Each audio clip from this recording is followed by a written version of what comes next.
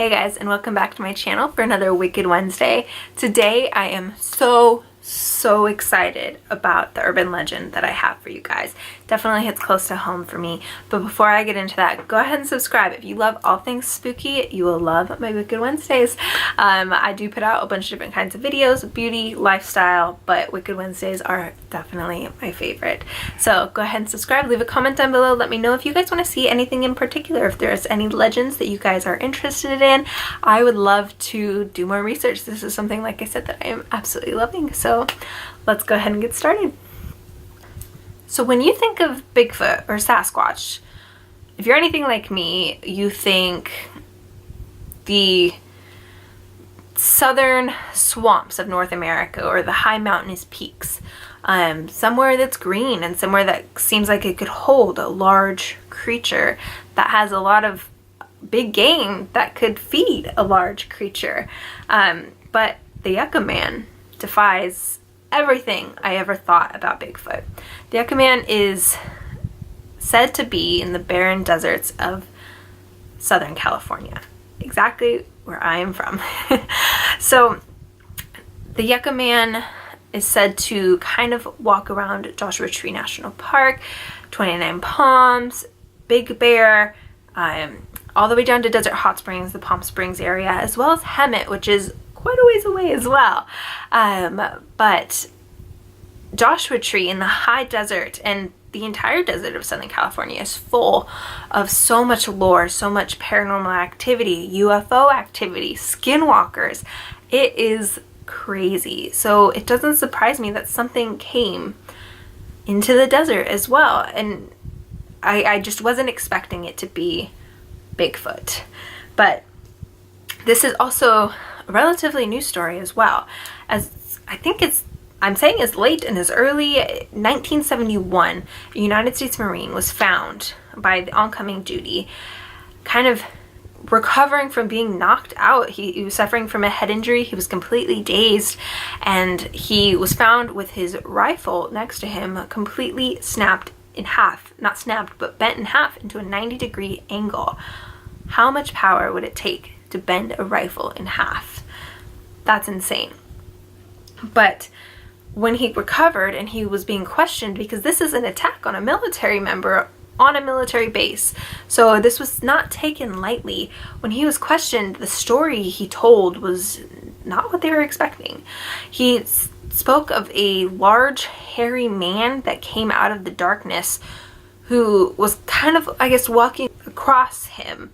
And when he was told to halt, to stop, he didn't, and he continued walking towards the base.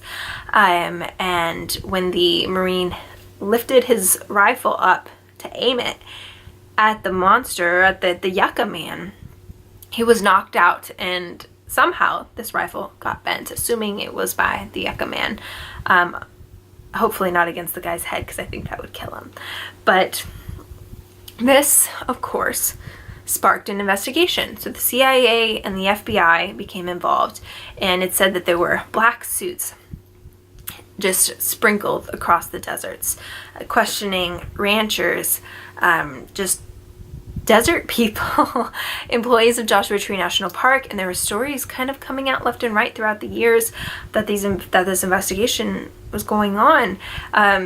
Joshua Tree National Park employees even came forward with sightings. I'm not sure if they told the government agencies or if these were just reported to the national park, but there were sightings by the national park employees that were reported of a large hairy man out in the desert. Now, this was in the early 70s. There were some periods of time when these sightings were kind of either the Yucca Man had hidden away or was migrating somewhere and then ended up coming back a couple years later, because there were periods of time where there were no sightings, or at least no reported sightings. So then later in 1979, the next sighting was reported in Desert Hot Springs. So Desert Hot Springs is a lot closer to Palm Springs than 29 Palms is, or Joshua Tree. So Palm Springs is a lot more populated, especially, I mean, even in the 70s and the 80s, there were significantly more people there than there were in the 29 Palms, Joshua Tree area. So this creature obviously wasn't incredibly afraid of man-made buildings, and was willing to venture into town, or where people were, where cars were. So this couple who said that they saw this being said that their lights kind of moved and they saw a being out in the desert. Now, they did say it was a large torso. The size of a refrigerator was the torso in itself, which is massive. So there wasn't much more when it came to that sighting. It's basically just like, here are the headlights, there's the creature, and then there we go. We're gone. And then when they came back, it was gone. So there wasn't a lot more to that sighting. There was also a little bit of evidence. They don't know if it was Yucca Man or if it was another Bigfoot-like creature in Hemet. There was an actual large footprint out in Hemet that I believe they casted, and I would have to do a little bit more research. But so there's the possibility that the Yucca Man was migrating from up in the high desert, possibly all the way up to Amboy. I mean, there's not a lot in between 29 Palms and Las Vegas. So there's a possibility that it was migrating all the way up there, all the way down to Hemet, even to Big Bear, which is where it leads me to the next part of my research. So Big Bear is somewhere where it snows. It's a forest. It is somewhere where I actually think a Bigfoot or a large creature who would feed on large game could potentially survive. So there is an old cement factory. There's a lot of cement factories in the Lucerne Valley on the way up to Big Bear. So the back, what we call the back way.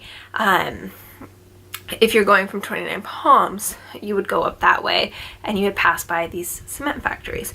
Now, there was an abandoned cement factory back there. I believe there still is.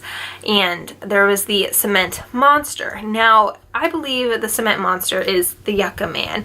So the way they described the cement monster was very similar to that of a Bigfoot-like creature. So it was either the Yucca Man or another Bigfoot that was out there, but the descriptions were relatively the same. So I believe that possibly this old cement factory was maybe a home that it had created in that area. And there were actually another case of Marines sighting this thing, where two Marines were coming down the hill from Big Bear back to 29 Palms late at night, and their truck lights had gone across a figure that they saw out in the desert, and they said it was quite large, quite hairy. And when they got out of their truck with shotguns in hand, they found nothing. They searched the cement factory, they looked everywhere, but they didn't find anything. And then that was the end of that sighting as well. So like I said, that is just kind of one of my theories. The cement creature could be, or the cement monster could be, a completely separate entity that has nothing to do with the Yucca Man, but from what it sounds like, it might be the same thing. So obviously, with most urban legends or anything that has to do with paranormal, anything spooky, there's obviously going to be speculation. What are these people actually seeing? Is this really a creature out roaming the desert of Southern California? How is it surviving? What is it living off of? How is it surviving in this heat? And people, I mean, are really going to town on discrediting the sighting. So really, people have kind of brought in on the internet, have brought forward kind of some theories of what this Yucca Man actually is. A common one is it just being a homeless man. It wouldn't be the first time I've seen a homeless man out in the desert. It could just be a large, burly homeless man who's just made it work. Other people say that it's just people playing pranks. Young kids, I mean, it's the middle of nowhere, basically. You don't have a lot to do, and when you're young and have time on your hands, sometimes you just want to scare people. But that doesn't explain the first story, the first sighting, when, I mean, bending a rifle in half. That's a lot. And then the next one that I found, which I find to be the most believable for most of the sightings. Obviously, the rifle one is a lot. But if you are familiar with yucca plants, or if you look up a yucca plant online, when you drive past them at night, it is very, very easy to mistake them for a person out in the desert. I've done it multiple times. I have lived, how many years did I live in the desert? 23 years I lived in the desert, and I continuously was tricked by those yucca plants. So it's very likely that, I mean, they're spiny, they're kind of tall, and then at the top they go out where it looks like they're hairy also. I mean, it's so likely, and that seems like the most likely one to me, except for, I keep going back to that dang rifle that got bent in half. So with that being said, what do you guys think? Like I said, I lived out there for 23 years and I never saw anything like a Bigfoot creature. It's likely, though, that there's so much open desert out there.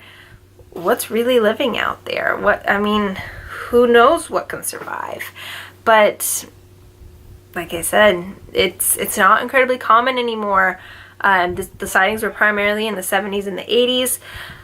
There are like kind of speckled sightings up to now, but it could just be, I guess, another Bigfoot, the same Bigfoot. Who knows? But again, let me know what you guys think down below. Let me know if you guys have any urban legends or scary stories or anything that you guys want to see. Because again, I love doing stuff like this. But, and subscribe. I try and be fun and cool and do neat stuff. But yeah, guys, stay spooky, stay safe. Bye.